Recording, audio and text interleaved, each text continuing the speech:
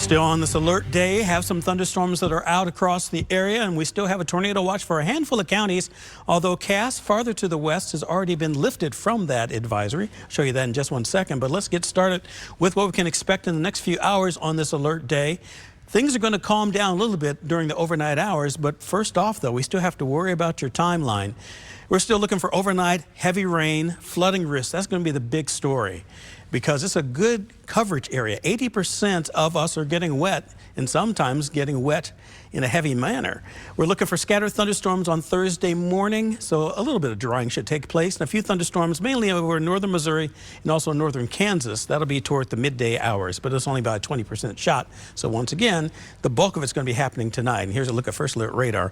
Look at how most of it is on the Missouri side, still pretty heavy from Jackson County going down through Cass, farther to the east and southeast. Henry County is under a severe thunderstorm warning. That stays in effect until 11 o'clock. That is once again just to the east of, that would be not too far away from Clinton right now. Moving to the northeast at about 30 miles per hour. We could expect 60-mile-an-hour wind gusts with that, and as I put it in animation mode, you can see how this has developed over the last few hours. Still tracking to the east and northeast. The heavier bands are represented by the shades of yellow as well as orange and red. But notice how we go farther to the west, not nearly as heavy. So the flooding concerns are still on the southern half of the metro and mainly on the Missouri side, more so than in Kansas. According to First Alert Future Scan, by midnight we'll still be inundated with the heavy rain. A few more waves will be moving through right in time for the morning drive. As we're heading by 7 o'clock or so, maybe not quite as widespread, but nonetheless, the damage will already be done with all the flooding concerns we have overnight. And as we go toward, say, late morning or early afternoon, across northwest Missouri, northeast Kansas, we could see a couple of showers and thunderstorms, but as you can see here, not nearly as widespread. So here it is, looking at the exclusive First Alert 9-day forecast. 63 in the morning. That's warmer than it should be during the daylight hours. Afternoon high of 72 degrees. More sunshine in the afternoon, but a lot of fog, as Chris and Laura were talking about earlier. It's out there now, and it's not going to lift anytime soon. Tail end of the day, we could see a little bit of that sunshine.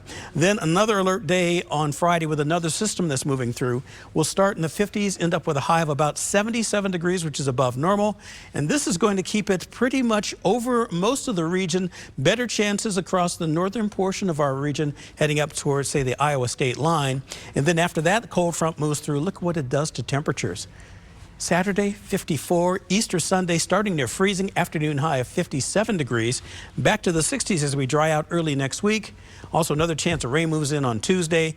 One also next Thursday and Friday by that time. How much potential rainfall are we talking about? Through Friday evening now, since we do have that another alert day coming through. Over an inch in that burnt orange shade going from Chillicothe back toward Garnett. Lesser, but still an inch plus for Kansas City.